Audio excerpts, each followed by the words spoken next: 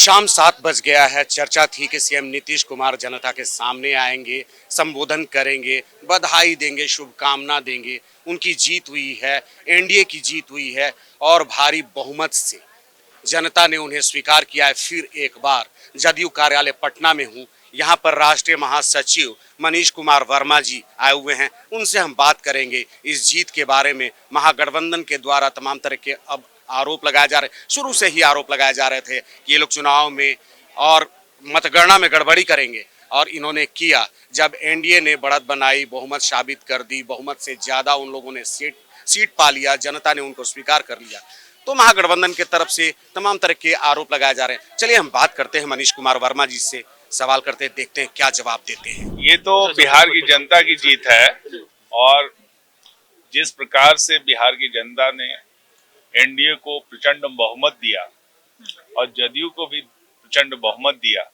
इसके लिए हम एनडीए की तरफ से और जनता दल यूनाइटेड की तरफ से उनको बहुत बहुत धन्यवाद देंगे। और उन्होंने अपने लिए एक चुनी है सरकार, उन्होंने एक जनादेश दिया है जो उनकी अपेक्षाओं पे खरी रहे। हम लोग ने जो वादे किए हैं उनसे, और जिस तरह का काम 20 वर्षों में हुआ है, उस कार्य को और आगे बढ़ाते हुए एक बेहतर बिहार, एक स्वर्णिम बिहार बनाने की ओर हम लोग बढ़ रहे हैं। और जनता का ये जनादेश हमारे ऊपर एक अतिरिक्त जिम्मेदारी देता है कि हम और अच्छी तरह से अपने काम को अंजाम में दें। एक सवाल और है कि सीएम फेस को लेकर के सस्पेंस है, क्या BJP CM face Nitish Kumar को बनाएगी?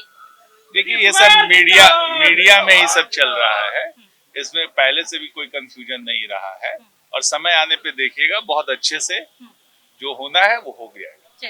अच्छा, आरोप लगाया जा रहा है कि फिर एक बार ईवीएम में गड़बड़ी से फिर एक बार महागठबंधन की तरफ से आरोप आप लोगों के ऊपर है, एनडीए या मोदी जी, अमित शाह जी के ऊपर आरोप है कि ईवीएम में फिर से गड़बड़ी हो गई। देखिए, ये तो जैसी उनकी हार होती है तो ईवीएम में गड़बड़ी आ जाती है। ये पिछले 10-12 साल का इतिहास आप देखें तो जब भी जो चुनाव हारते हैं तो ईवीएम में उनको गड़बड़ी दिखना शुरू हो जाती है, और जिस राज्य में वो जीत जाते हैं तो वहाँ ईवीएम ठीक काम करते रहता है। तो ये भाई देखने का नजरिया है।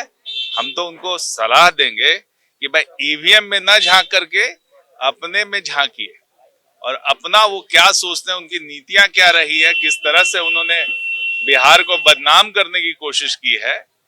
जिस तरह से महिलाओं ने इस बार मतदान किया, 8% अधिक रहा, तो सुरक्षा का मामला बार बार उठाते रहे, लॉ एंड ऑर्डर का मामला उठाते रहे। इस मामले में आप देखेंगे 8% महिलाएं किस तरह से वोट दी है अधिक, जब तक उनका प्रचंड तो आरोप है कि 10,000 रुपए में।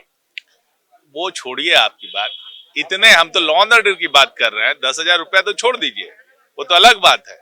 10,000 रुपया की अभी बात है, और 20 साल से जो हम लोग महिलाओं के लिए काम कर रहे हैं उस पर कोई बात नहीं है। इतना सर तरह का पॉलिसी लाया गया है, महिलाओं की स्थिति में कितना सुधार हुआ है, और हम लोग तो देश के लिए एक नजीर बने हुए हैं। तो इस पे उनका क्या कमेंट है वो तो जनता फैसला दे दिया। तो फिर एक बार सीएम नीतीश कुमार को बिहार की जनता ने स्वीकार कर लिया है। आपने रुझान देखा ही कि किस तरीके का रुझान रहा। जिस तरीके से महागठबंधन की तरफ से दावा किया जा रहा था नीतीश कुमार को लेकर के, तेजस्वी यादव जिस तरीके की बात कर रहे थे कि अब वो थक गए हैं, बीमार हो गए हैं, मानसिक स्थिति उनकी सही नहीं है, लेकिन जनता ने फिर प्यार दिखाया है नीतीश कुमार को, एनडीए को स्वीकार कर लिया है। चलिए अपडेट्स के लिए बने रहिए हेड्स अप न्यूज के साथ।